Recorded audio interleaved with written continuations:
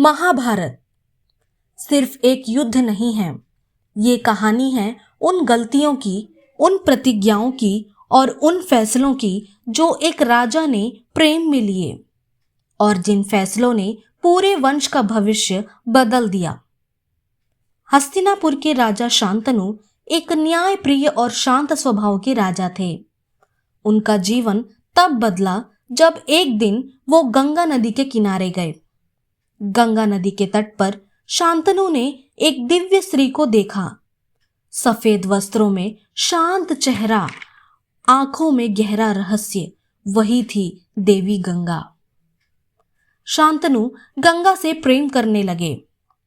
शांतनु ने गंगा से विवाह की प्रार्थना की। गंगा ने कहा, मैं विवाह करूंगी, लेकिन आप कभी मुझसे कोई सवाल नहीं करेंगे। प्रेम में अंधे राजा ने यह शर्त मान ली। विवाह के बाद जैसे ही पहला बच्चा पैदा हुआ, गंगा उसे गंगा नदी में बहा देती है। शांतनु देखते रहे, पर प्रतिज्ञा के कारण चुप रहे। एक के बाद एक 7 बच्चे गंगा नदी में समा गए। राजा का हृदय टूट चुका था, लेकिन प्रतिज्ञा ने उनके हाथ बांध रखे थे। जब 8वां पुत्र का जन्म हुआ, शांतनु का धैर्य टूट गया। उन्होंने गंगा को रोक दिया। तब गंगा बोली, ये तुम्हारा पुत्र देवव्रत है।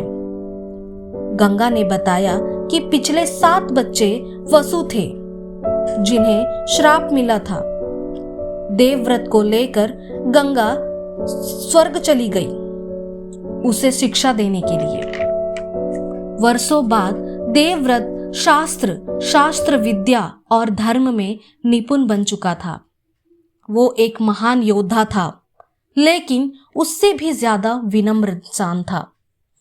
देवव्रत जब हस्तिनापुर लौटा, पूरा राज्य उसके ज्ञान और बल से प्रभावित हो गया। शांतनु का गर्व हुआ अपने पुत्र पर। एक दिन शांतनु ने सत्यवती को देखा और उन्हें प्रेम हो गया, लेकिन सत्यवती के पिता ने एक कठोर शर्त रखी।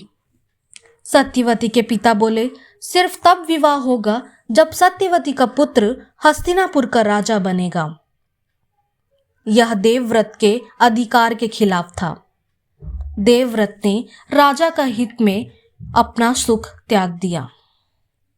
उन्होंने प्रतिज्ञा ली, मैं कभी विवाह नहीं करूंगा और कभी राजगद्दी पर नहीं बैठूंगा। देवव्रत की प्रतिज्ञा इतनी कठोर थी कि देवता भी कांप गए। उस दिन से देवव्रत भीष्म के नाम से जाने गए। भीष्म ने हस्तिनापुर को संभाला, लेकिन उनकी प्रतिज्ञा आगे चलकर महाभारत का बीज बन गई। इससे यह सीख मिलती है कि त्याग महान होता है, लेकिन बिना विवेक का त्याग पूरी पीढ़ी को दुख दे सकता है। यहीं से महाभारत की शुरुआत होती है।